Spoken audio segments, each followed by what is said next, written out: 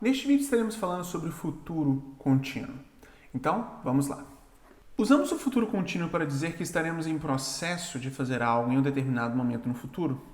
O usamos quando, por exemplo, comparamos o que estamos fazendo agora com o que estaremos fazendo no futuro. Nem sempre é essa situação que acontece, ou seja, uma comparação.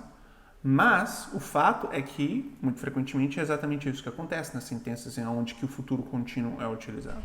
Então, vamos ficar atentos aqui à estruturação. Quase sempre, quando estamos utilizando o presente contínuo, há uma expressão de tempo. Porque é isso que, de fato, define o momento futuro em que a ação estará em progresso. Então, vejamos. The movie starts at 8 and ends at 10. At 9, I will be watching the movie. Ou seja, o filme começa às 8 e termina às 10. Às 9 eu estarei assistindo o filme. Então você tem o at 9 sendo a expressão de tempo que define o momento em que a ação contínua watching the movie ocorre. Agora, o futuro contínuo é formado por will, mais be, mais ing, quando estamos falando na sua forma afirmativa. Perguntas são formadas pela inversão do sujeito e o will, pois sempre existirá o will na sentença com o formato futuro contínuo. E negações são formadas com will not ou won't, que é a contração de will not, mais be, mais ing. As formas contraídas são usadas na fala e na escrita informal, tudo bem? Neutras para informal. Então vamos ver essas estruturações na prática. A forma afirmativa é esta. Sarah will be flying home at 5 o'clock tomorrow. Então você tem o sujeito Sarah, mais will, mais be. Então perceba que aqui não temos nem o am, nem o is, nem o are. É a forma infinitiva do verbo to be, ou seja, be, não conjugada, já que temos o will na sentença e o will já indica o futuro. Mais o verbo principal da sentença, o ing, flying, e depois o complemento. Home at 5 o'clock tomorrow. Aquela expressão de tempo que de fato define quando a ação estará em progresso. Forma negativa. Sarah will not be flying home at 5 o'clock tomorrow. E a sua forma contraída, mais utilizada em contextos informais. She won't be flying home at 5 o'clock tomorrow. E por último, a pergunta, ocorrendo portanto a inversão com will indo para o começo da sentença. Will Sarah be flying home at 5 o'clock tomorrow? A forma aqui alternativa que temos é Where will be she flying home at 5 o'clock tomorrow?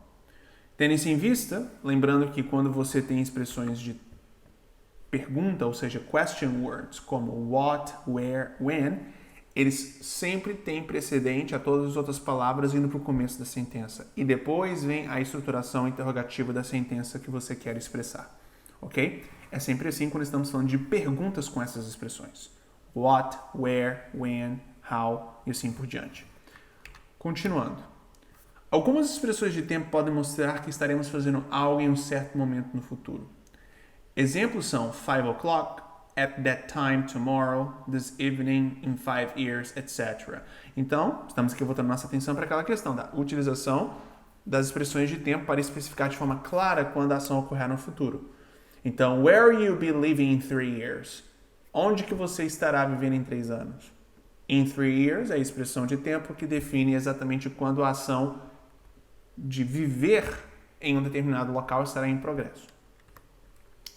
Agora, também usamos o futuro contínuo para dizer que algo definitivamente acontecerá no futuro. I will be going to the shop later. Can I get you anything? Ou seja, ao mesmo tempo em que você tem o going, sendo uma expressão que pode ser utilizada em outros contextos, o fato é que ela é tão assertiva quando você se expressa que também pode ser utilizada para se referir a um futuro altamente certo. Se você na realidade tem o going to, por exemplo, sendo utilizado e você compara com outras estruturas de expressar o futuro, como por exemplo o will, o might e o may, você pode dizer que aqui é mais enfática em termos do quão certo você está daquela ação futura acontecer, é de fato o going to, até mesmo mais do que o will.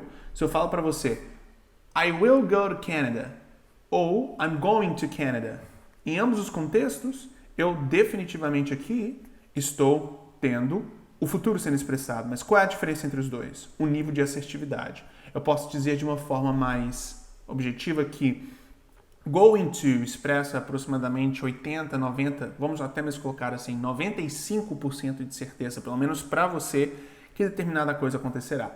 Já o will apresenta um 80% de probabilidade. Então, de fato, going to, ao expressar ações futuras, definitivamente é mais enfático. Ok? Perfeito.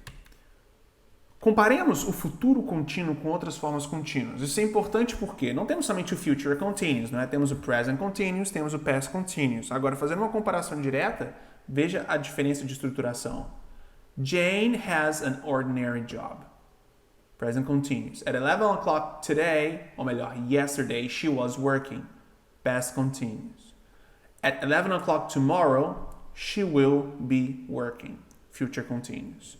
Então, definitivamente aqui você percebe a diferença que temos com o future continuous e como ele se estrutura de uma forma diferente em comparação com as outras formas em que o continuous é utilizado.